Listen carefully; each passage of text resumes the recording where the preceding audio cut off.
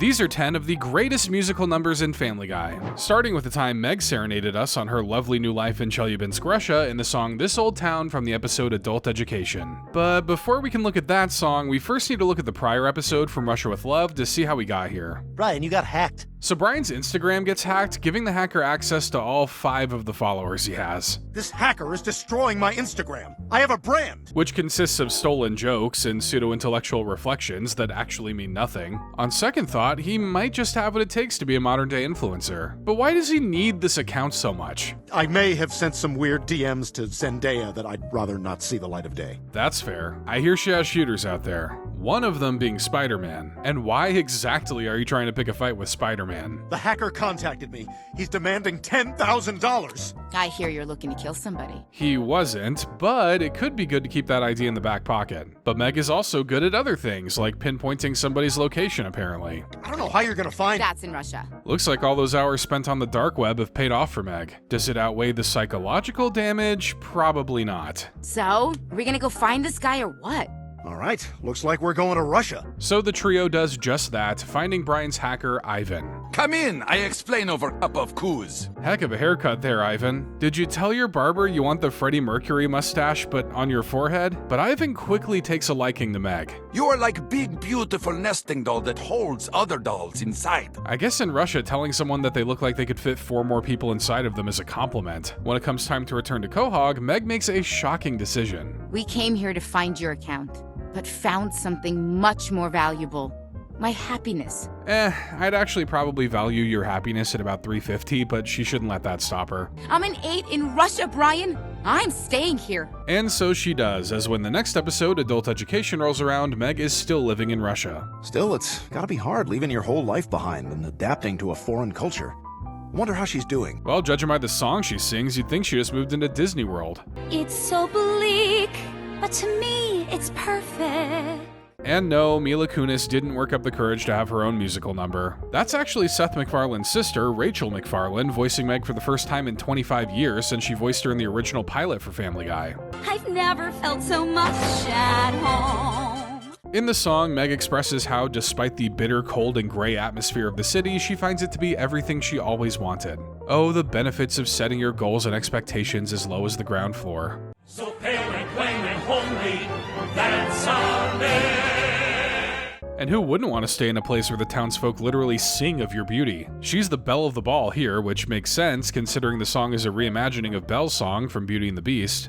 What more can I ask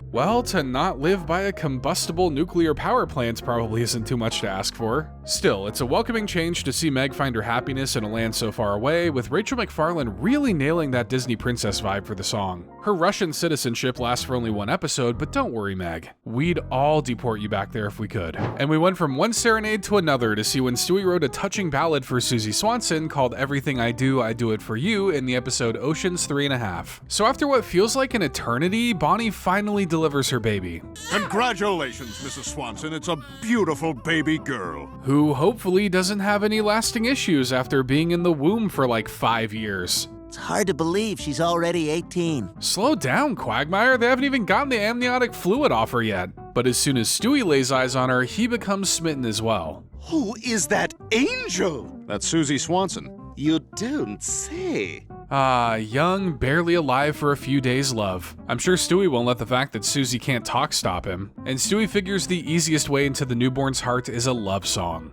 Susie, you're a baby. That's all I have so far. Incredible stuff. I can hear the truck full of Grammys backing up outside as we speak. What's it called? Susie. Wow, a song named after a girl. There aren't a million of those already. Name 20. And if you had any doubts, Brian names exactly 20. I didn't know you were such a music encyclopedia, Brian. Barbara Ann, Billie Jean, Layla, Lola, Polly, Helena, Jenny from the Block. Name 6 more. And he does. Evidently, this is not something you want to war with Brian over. The guy's a trivia night savant. Name 5 more. Tracy, Jean, Jane, Mary Ann, Eleanor.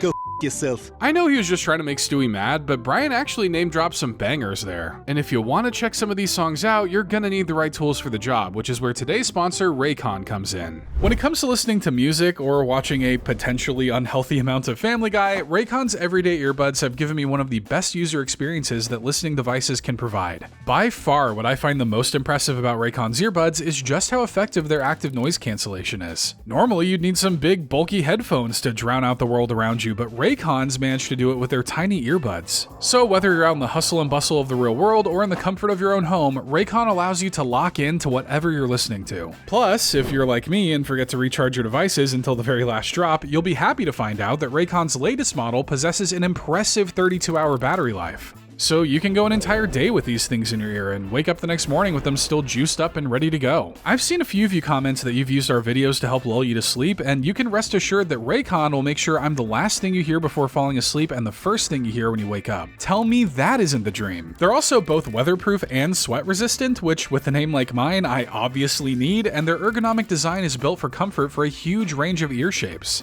Even for a clam like me, who you may have thought didn't have ears. I do. But you gotta pay good money to see those.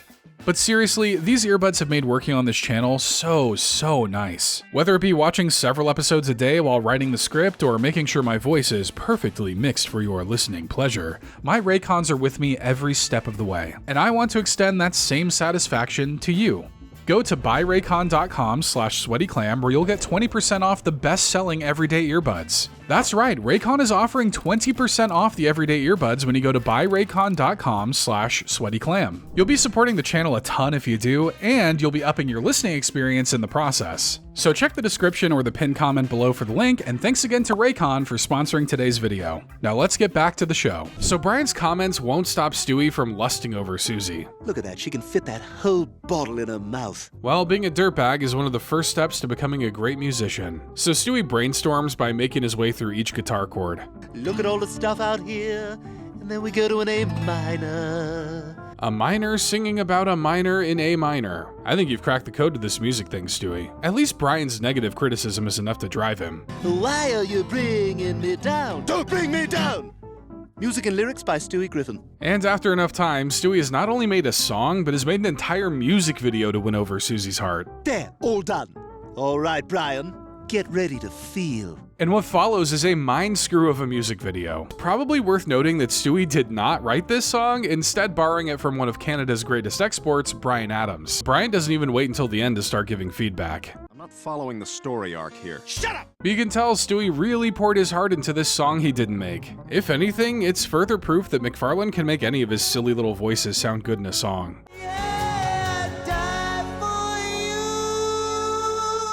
Powerful stuff. So yeah, this was essentially just an excuse to have Seth MacFarlane Britishly sing over a power ballad, but I'd say it was worth it. Plus, the nonsensical music video is a great mix of pretentious music video cliches. Hopefully Susie likes it. So, how'd Susie like your video? I don't care about her anymore. I'm in love with Bryan Adams. Well, hopefully he loves you enough to not send you a cease and desist letter. And Brian would sing about his love for his new political outlook with the song Republican Town in the episode Excellence in Broadcasting. So Republican commentator Rush Limbaugh is coming to Quahog to promote a new book, and you already know who's going to be mad about it. Don't they have bookstores at the fascist fat camp where he is a counselor? You got him, Brian, and it only took you 5 hours to get it all out. Well done. You know what? I'm gonna go down there and give that Limbaugh a piece of my mind. But only a small piece. After that stuttering insult, I don't think Brian can afford to part ways with too much of his brain. So Brian goes to the signing looking to pick a fight. Our republic has been bastardized and royally screwed up thanks to you jackasses. You suck. Glad you're keeping the argument intellectual, Brian. But would you be surprised to hear that Brian hasn't actually read anything Limbaugh's written? Shocking, I know. For crying out loud, Brian, read my book. Judge for yourself. But then he'd have to have a wholly original opinion, and I don't know if Brian is built for such a thing. But on Brian's walk home, he runs into a bit of trouble. Oh no, it's a multiracial TV gang, including white guys. Those are the most dangerous ones, too. If they'll accept anyone, they'll also hurt anyone. The gang beats Brian down, but luckily, the dog has an unlikely guardian angel watching out for him.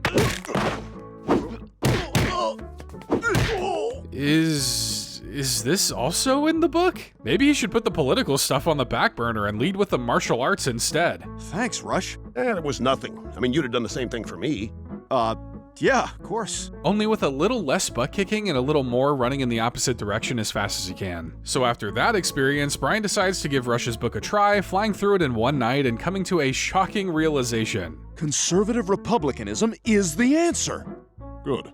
Good for Brian. I know the guy harboring a literal illegal alien isn't trying to talk to us about conservatism. I can't believe I'm saying this, but this might be the best book I've ever read. Possibly the only book he's ever read. So Brian completely changes his political identity. I guess liberalism was what made him want to walk around naked all the time. You gotta be on the other side or you don't feel like the smartest guy in the room. All you are, my dear, is a contrarian. Those are some big words, some of which I don't think Brian fully understands. So Brian invites Rush over for dinner to try to sway Lois, which goes about as well as you'd expect. Global warming is not a myth, you son of a What the hell are you so hostile for? because you brainwashed our dog. You know, Lois calls Brian the contrarian, but I can't help but think she always tries to be on the opposite end of whatever Brian believes. I am seeing the world in a whole new way now.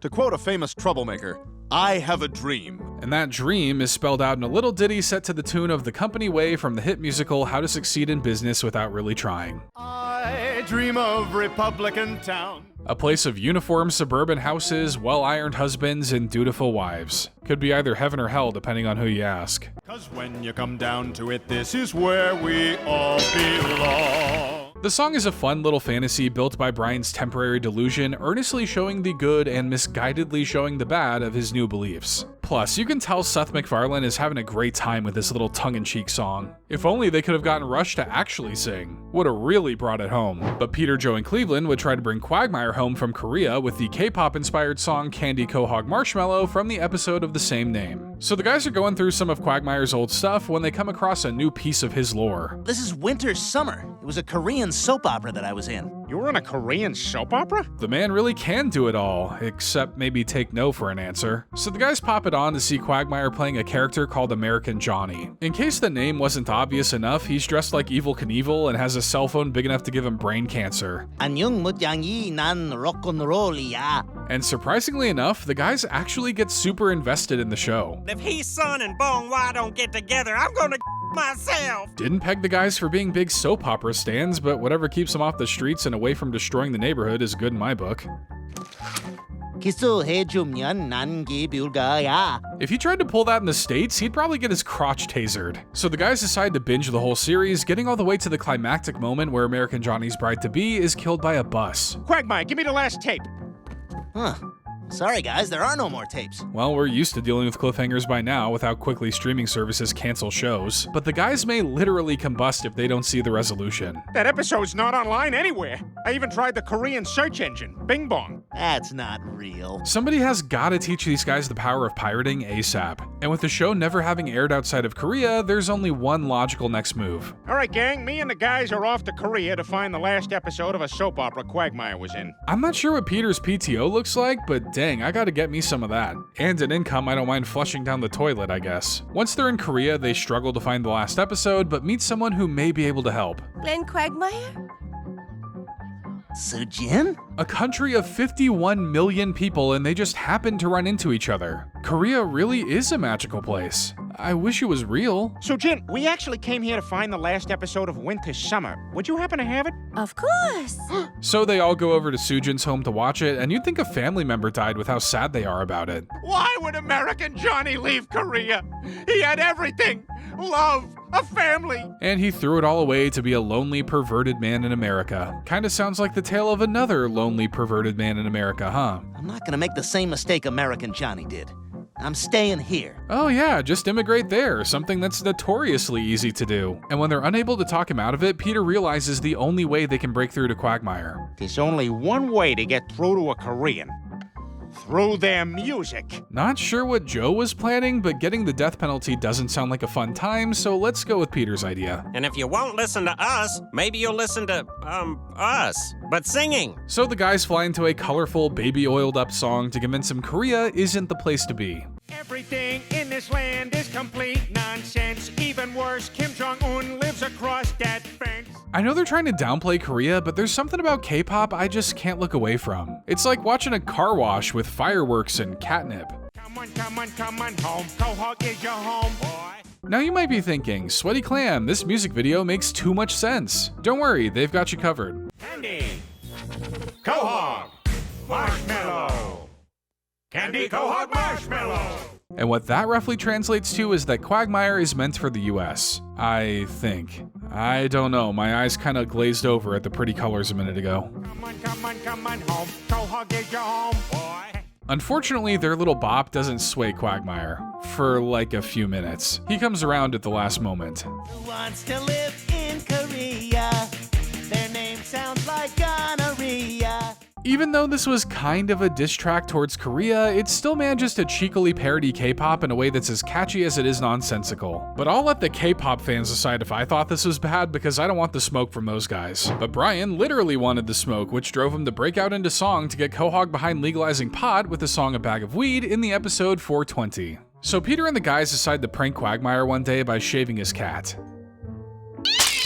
Oh my God! Peter, you killed it! I think he did a decent job. I wouldn't say he exactly killed it.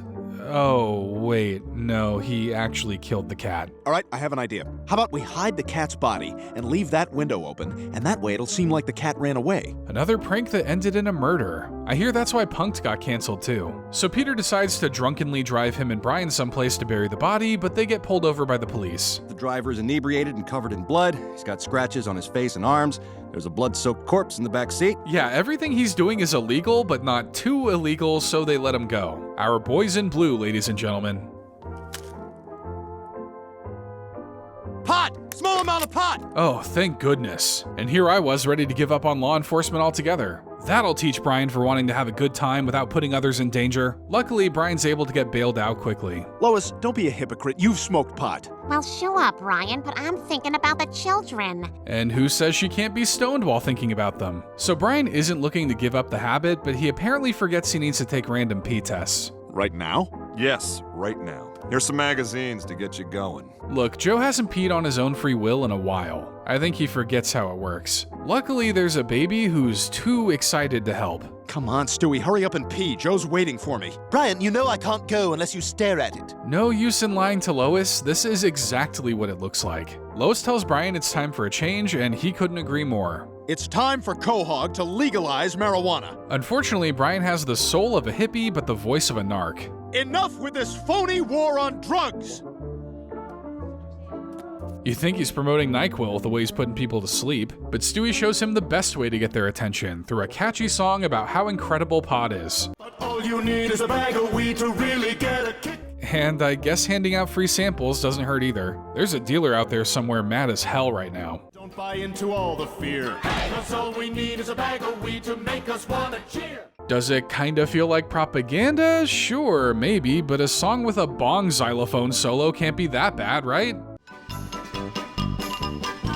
And look how happy it's making everyone. They didn't even plan this, they just did that. And as they douse the park announces, everybody seems to get behind the legalization of Miss Mary Jane. You're a happy guy when you plant the seed because everything is better with a bag of weed. Regardless of your thoughts on the subject matter, it's hard to deny the song's catchy, infectious tune borrowed from the song Mule Bamboo from the movie Chitty Chitty Bang Bang. That song was about a stick, and this song was about the sticky icky. Go figure. And that's not the last of Family Guy pulling from musical theater, as Peter would do the same with the song Shapoopy after scoring a touchdown in the episode Patriot Games. So Peter's attending his high school reunion, stretching the truth about what he does now just a teensy bit. Oh, this? Oh, I just came from work. I'm a secret agent astronaut millionaire. A secret agent astronaut millionaire? In this economy? But unlike Peter, some of his classmates have actual cool things to brag about. This is my friend Tom. You're Tom Brady from the New England Patriots! For Peter, this is like meeting his own personal Jesus. Heck, he met the actual Jesus before and he wasn't even this excited. Unfortunately for Peter, his cover gets blown. He's a fake! Look, this cowboy hat comes right off! Everyone knows a true secret agent astronaut millionaire has their cowboy hat grafted directly to their skull. Embarrassed, Peter decides to pivot and spend the night getting drunk. Though he was probably planning on doing that anyway. Either my esophagus just got shorter or I'm about to throw up. But Tom Brady takes notice of Peter's people trampling skills and actually offers him a job. How would you like to play for the New England Patriots? I'd love to. It's not every day you land your dream job while face deep in a toilet, but sometimes you find opportunity in the most unlikely places. And as it turns out, Peter is a natural footballer. Griffin, let go! Let's go? A moment of silence for these multi-millionaire athletes that just got shown up by a 40-year-old human wrecking ball with a drinking problem. But as Peter sees more success, Tom Brady starts to get a little sick of his antics. Griffin, I'm getting really tired of your cocky attitude. How many times have I told you, no showboating? But he just can't help himself. How are you not supposed to celebrate after a touchdown? If a guy can't dance off his concussions, then what's even the point? Damn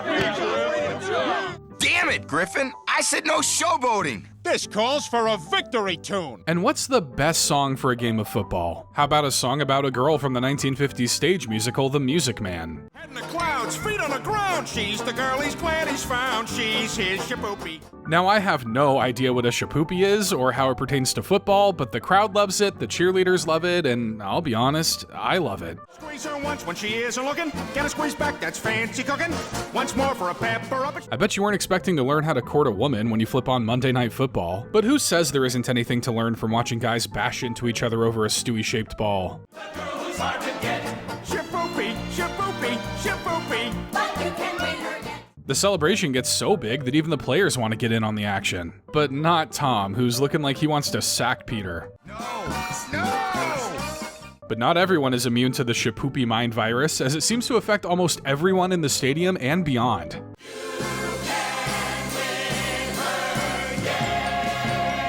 Better get the world's top scientists working to develop a cure, stat. All right. I made a touchdown.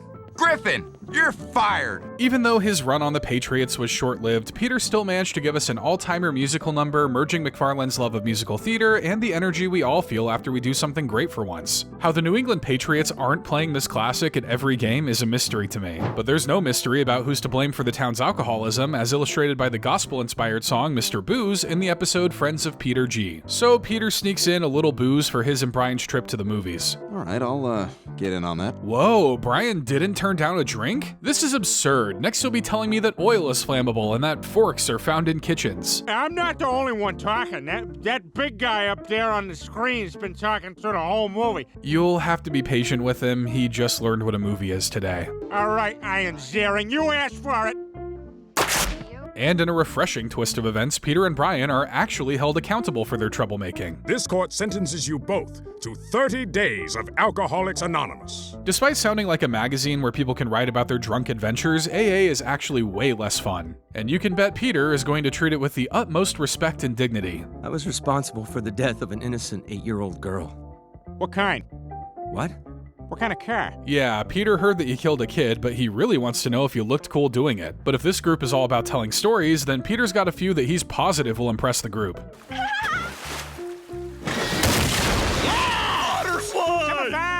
Good thing a cop like Joe was there, otherwise someone could have gotten hurt. Brian also isn't convinced of the need for AA. Hey, people got along just fine for thousands of years without AA. Yeah, but life expectancy was also like making it to 40 years old back then. I wouldn't say we were getting along just fine. You know what sucks, Brian?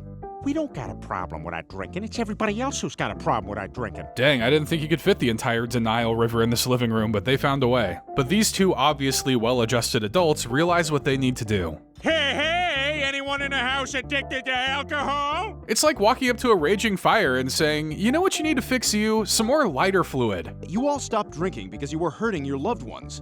But you can't hurt them if they don't know you're drunk. Interesting. And can you trick your liver into not knowing you're drunk too? Well, the meetings turn into full-on parties, but someone with some sense of responsibility is going to find out soon enough. Oh no, there's a policeman coming. All right, everybody, you know what to do. Which apparently is turning the community center into a church and pretending to be sober. And they're pretty good at it, which is making me wonder how they landed themselves in AA to begin with. All right, what the hell's going on in here? We got a noise complaint. Joe, shh. Peter's about to start. Peter appears to have reached a state beyond being drunk that not only makes him appear sober, but also allows him to conduct a rendition of Mr. Booze from the 1964 film Robin and the Seven Hoods. You will wind up wearing tattered shoes if you mess with Mr. Boo. The song allows many of the AA attendees to admit to their drunken wrongdoings, like Bruce in his overdue library book. I was gonna take it back on Amnesty Day, but on Amnesty Day I had a sip of rosé wine and I never made it out of the house. You'd think this would make them take accountability for their actions, but it's just easier to do what Jamie Foxx says and blame it on the alcohol. Any game you play with him, you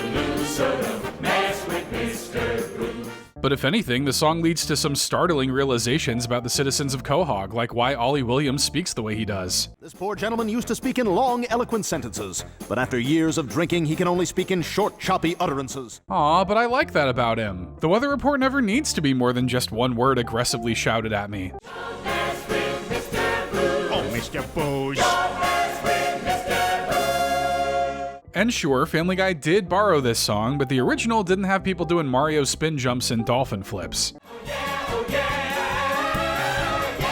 And this impassioned song is enough to prove to Joe that everyone in this room isn't plastered out of their mind right now. Wow, you guys, I'm impressed that you're taking your sentence so seriously. Yeah, thanks for dropping in, nerd. Now back to the partying.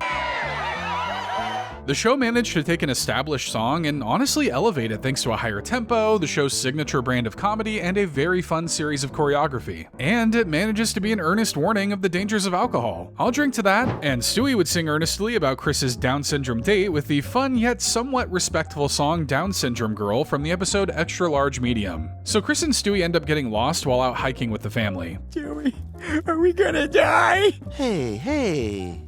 Probably. That's the kind of confidence this situation needs. Good move, Stewie. But Chris isn't ready to die and has a plan if he does manage to survive. If we get back home alive, I'm gonna finally open up to Ellen from my math class and tell her how much I like her. Now, when you say open up, do you mean emotionally or like that? I could honestly see it going either way with Chris. Luckily, the two are found before they gotta eat each other. Not saying I wanted that to happen, but look, it's been a slow workday. I need to see some action already. Look, Stewie, I'm not really gonna ask her out. I think that just might have been cocky Forrest talk. Hey man, you asked for the universe to help and it did. Better hold up your end of the bargain before it sends a meteor down on your room. So Chris brings his baby brother for support, which totally doesn't make him look like a bigger loser or anything. Hi, Chris. Wait a minute, that's the girl? Yeah, isn't she special? Bite your tongue, Stewie. Remember, this is Chris's day. I was wondering if maybe, you wanna go out on a date with me? Okay, pick me up Saturday at 8. See, that was better than dying of hunger in the woods, right? But as the date draws near, Chris grows more and more nervous. It's just a matter of getting off on the right foot. First things first. Let's get you looking sharp. And there's no better way to do that than with a little ditty about Chris's date. A special person's wettest dream. Before you get to see it, there are things you must do. I guess Stewie can't help but throw in a snide little jab here and there. Hard to punch down when you're only 1.5 feet tall, I guess. That ultra booming, all consuming, poorly grooming, Down syndrome girl. At least Stewie's doing a good job of getting him in the mood. And of course, if there's any chance for Stewie to wear a dress, you better believe he's gonna take it. Her eyes are emerald portals to a secret land of love. This song has just got it all. Comedy, great vocal performances, and even a little tap routine. And in true Seth MacFarlane theater kid fashion, the whole thing builds up to one big moment where MacFarlane gets to show just how much better he is than us at everything. Down syndrome girl! Even with a prickly subject matter, the song manages to handle the topic of Down syndrome with Family Guy's usual assortment of jabs that manage to not go too far. The song, much like the rest of the episode, doesn't completely punch down on those with the disability, but rather paints them in the same light as everyone else. You're just a bunch of like everyone else. Well, that's a little harsh, but if that isn't inclusivity, I don't know what is. But we do know what's driving Santa Claus to the point of death through the haunting song Christmas Time is Killing Us from the episode Road to the North Pole. So Brian's taking Stewie to the mall to see Santa, but they just miss him. Buddy, we've been in line for like 2 hours.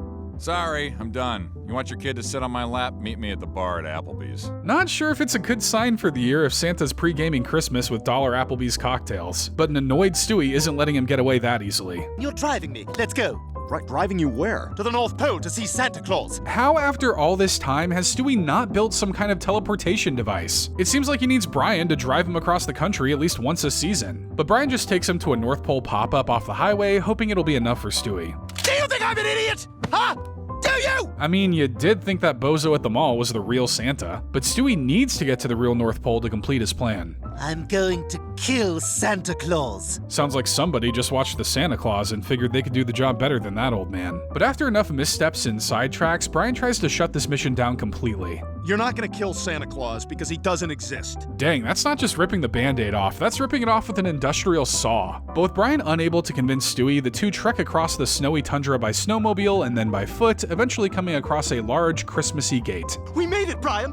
The North Pole! See? Boom! Right there! I told you! Or they died on the walk here and ended up in snow-covered heaven. Brian would have needed the fur of a husky to survive out there. But what they find beyond the gate is not a holly jolly toy factory, but instead an industrial pollution factory. Maybe kids are asking for global warming this year. This can't be it.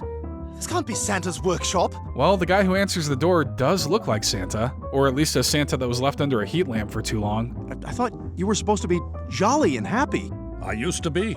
A long time ago. So it looks like the growing population and demand for new, fancier toys has finally caught up with old Kris Kringle. We used to make wooden choo-choos and rag dolls. You ever try to make an iPod? A few times, but it turns out you can't make a smartphone with sand and seashells. Look, I'm working with what I got here. And the workshop has fully devolved into madness, with the elves becoming inbred and the reindeer developing a hankering for elf flesh. It's a horror show up here. How could you let this happen? Me? I didn't do this. Christmas did. And this finally sparks the song we're here to talk about, a song about how commercialism is driving Santa to an early grave. Well, as early as a grave a guy who's hundreds of years old can have. Tell you what, shove your list up your butt because Christmas time is killing us. Despite this being an obvious cry for help, Stewie tries to get Santa to remember all the happiness he brings. Can't you see that every smile makes it all worthwhile? You ever tried paying your bills with smiles? I did once, and the IRS is still hunting me down to this day. Each model train only heightens the pain of the workload that's draining and drilling us. It takes some guts to turn Santa and Christmas into a nightmarish symbol of overconsumption, but the song really nails it with some chilling imagery and haunting lines. You may think I look great, but I'm 28. Hey, don't be so hard on yourself, man. You don't look a day over 1500. And unfortunately, there's nothing that can be said to change the fact that Christmas has now become the holiday from hell. Because Christmas time is killing us. Killing us! And that song was so metal that it literally made Santa cough up blood. I'd be impressed if I wasn't so terrified. So while this may look like an anti-Christmas song, it's really a cry to return to the days when goodwill and kindness took precedence over rampant materialism. And on its own, it's just a macabre banger with haunting visuals and a sobering performance from Santa himself. I'd throw this into the holiday song rotation, but I think it'll just kill the mood at the next Christmas party. But nothing raises the spirit like classic Family Guy when Peter, and to a certain extent Seth MacFarlane, aired their grievances with television censorship with the FCC song from the episode PTV. So Peter is mad that he missed the Emmys, especially because he missed out on a history-making moment. When a trouser malfunction caused him to expose his testicles. See, this was before you could find that clip in a second on the internet, so I kinda get Peter's anger. Thanks to you, I missed a moment of television history. But the only people who are angrier are the folks at the Federal Communications Commission. 20 billion people were offended by this. Needless to say, something must be done. So everyone on Earth was watching the Emmys and got offended 2.5 times? Not to be that teacher, but I'm gonna need to see examples of your work. So they decide to censor everything. One of these days, Alice, one of these days! I'm gonna help stimulate the economy by buying an American car. And that's not a weird threat, it's a weird promise. Looks like Peter will have to take this into his own hands. Dad's starting his own TV station, but I'm not supposed to tell Mom because she's just gonna out. Good cover, Chris. Glad to see you inherited your father's one brain cell. So Peter starts up his own station in the garage, first airing uncensored reruns before pivoting into original programming. The Peter Griffin Side Boob Hour. A wonderful look back on all the partial nudity network television used to offer. At least someone's trying to keep the culture alive and well. Other shows include a Stewie and Brian sitcom, You cheeky and Peter's own stunt show called Douchebags. Basically, we'll spend the day crapping off things that others have dared us to crap off. Finally, a show about real life and the everyday activities we all partake in. Go on, you can admit you've done this before. I'm not wearing a wire or anything. But Lois is sick of Peter's crass content, so she makes a call to get him shut down. I called the FCC. Oh yeah, I know all about the FCC. What follows is an upbeat smackdown of the FCC and its overbearing grip on television censorship. There's no negotiation with the fellas at the freaking FCC. What's more, the musical number is accompanied by clips of the show that probably have caused a few headaches for TV censors. Looks like the next few minutes are going to be more of a migraine for them as well. Make a joke about your bowels and they order in the troops. Believe it or not, the FCC themselves actually found this song funny when it first came out. I can think of quite another place they should have stuck it first. And with one last blast, the musical number overloads your senses with questionable imagery that'll make you clutch your pearls. Or make you put in an Amazon order for pearls so you can clutch them. They're the fellas at the freaking FCC. You just know this one was personal for Seth, considering he used all three of the main characters' voices to deliver the message. It's a classic for a reason. It's catchy, controversial, and a clear-cut example of how Family Guy was challenging societal norms back in the day. Not sure the FCC learned anything from this, but at least the show has some ammunition if they ever come knocking again. Once again, I want to give a big thanks to Raycon for sponsoring this video. Be sure to check out the link in the description and the pinned comment below for the great deal they're offering. And don't forget to leave a like and hit the subscribe button so you can see more of the great Family Guy content we have to offer.